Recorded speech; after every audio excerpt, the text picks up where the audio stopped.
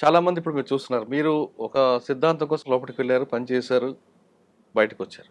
ఇంట్లో అమ్మా, నాన్న మీద మమకారంతో. అవును. ఇప్పుడున్న యువత ఒక సిద్ధాంతం లేకుండా, ఒక విలువలతో కూడిన జీవితం లేకుండా అడ్డదారిలో వెళ్తూ విలాసాలకి బానిసవుతున్నారు. అటువంటి వాళ్ళని చూసినప్పుడు ఏమనిపిస్తుంటది? వాళ్ళకిచ్చే మెసేజ్ ఏంటి? అంటే ఇదంతా కూడా ఏంటంటే రాజ్యము కావచ్చు, పాలక వర్గాలు కావచ్చు, పెట్టుబడిదారు వ్యవస్థ, సామ్రాజ్యవాదం మూలంగా ఇంటర్నెట్, జూదము మీరు అంటున్న ఇవన్నీ వాస్తవాలే.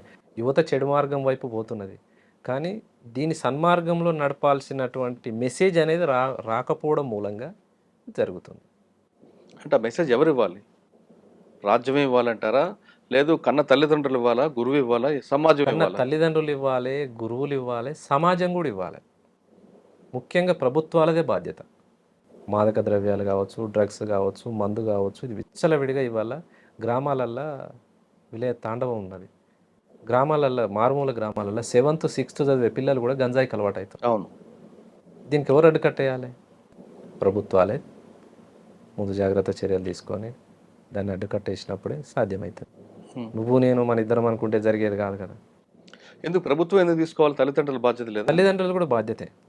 ప్రభుత్వానికి ఎంత బాధ్యత అయితే ఉంటుందో తల్లిదండ్రులదే బాధ్యత. కానీ తల్లిదండ్రులు ఎంతవరకు తీసుకోగలుగుతారు? పొద్దుననంగా పోరాడు బయటకు పోయిండు అనుకో, వాడు రోజంతా దినచర్య ఏముందో కదా, అసలు ఎక్కడి నుంచి వస్తుంది, ఇది ఏం జరుగుతుంది అనేది.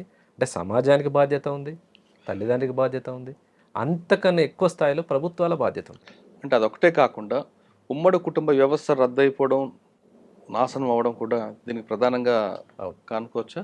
వాస్తవం. వాస్తవం. ఉమ్మడి కుటుంబ వ్యవస్థ ఉన్నప్పుడు కొంత బాధ్యత ఉన్నది. బాధ్యత గురువు అవుతుంది ఎవరికైనా.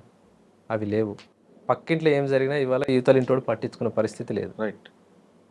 ఆ టైప్ ఆఫ్ కల్చర్కి వచ్చేసారు. గ్రామాలలో కూడా ఆ కల్చర్. సరే సిటీ అంటే ఎవడు పట్టించుకోడు, ఊర్లలో కూడా అదే పరిస్థితి అయింది. గా ఇంట్లో జరిగితే నాకెందుకు, మా ఇంటికైతే కాదు కదా, మా ఇంట్లో జరిగినప్పుడు చూద్దాం తీ, అగో ఇట్లా ఈ టైప్ ఆఫ్. ఇదంతా కూడా సమాజానికి ప్రమాదకరమైన గంటికలే, ఇవి సూచనలే, ప్రమాదమే. దీనికి సొల్యూషన్ ఏం చెప్పొచ్చు? ప్రభుత్వం సరైన చర్యలు తీసుకోవాలి. ఒకటి, యూత్ కానీ యువత కానీ చదువు అనేది ఇంపార్టెంట్, ప్రశ్నించే తత్వం ఇంపార్టెంట్. ఇవి రెండు అలవర్చుకున్నప్పుడు సన్మార్గం పోతుంది. కానీ ఈ చదువు ఈ యువతనే పక్కదారి పట్టించడంలో ప్రధాన పాత్రధారి అవి అప్పర్ హ్యాండ్ అయ్యి వస్తున్నాయి. కానీ దీనికి ఆపోజిట్ వచ్చే మెసేజ్ అనేది విప్లవ పార్టీలు కావచ్చు, లేదా కమ్యూనిస్ట్ పార్టీలు కావచ్చు, సమాజపరంగా శాస్త్రీయంగా ఆలోచించే మేధావి సెక్షన్ కావచ్చు, ఈ లైన్ అనేది తగ్గింది రావడం. సమాజాన్ని చెడగొట్టే లైనే ఎక్కువ వస్తుంది. ఒకప్పుడు పార్టీలోకి ఒక డెడికేట్గా చదువుకున్న వాళ్ళు ఒక కమిట్మెంట్తో వెళ్ళేవారు, వచ్చేవారు. అప్పట్లో అదే క్రమేపీ తగ్గిపోవడం కారణం అనుకోవచ్చు. అంటే ఒక సెక్టర్ పీపుల్ దూరం అయిపోవడానికి. అంటే ఒక కొద్ది కాలం ఏంటంటే యూనివర్సిటీల నుంచి, పెద్ద పెద్ద విద్యాలయాల నుంచి రిక్రూట్మెంట్స్ ఉన్నప్పుడు మేధావి సెక్షన్ ఉంది. అంటే తర్వాత గ్రామాల నుంచి, తండాల నుంచి, చెంచుపెంటాల నుంచి వచ్చిన రిక్రూట్మెంట్ మంచిది కాదని కూడా చెప్పలేము.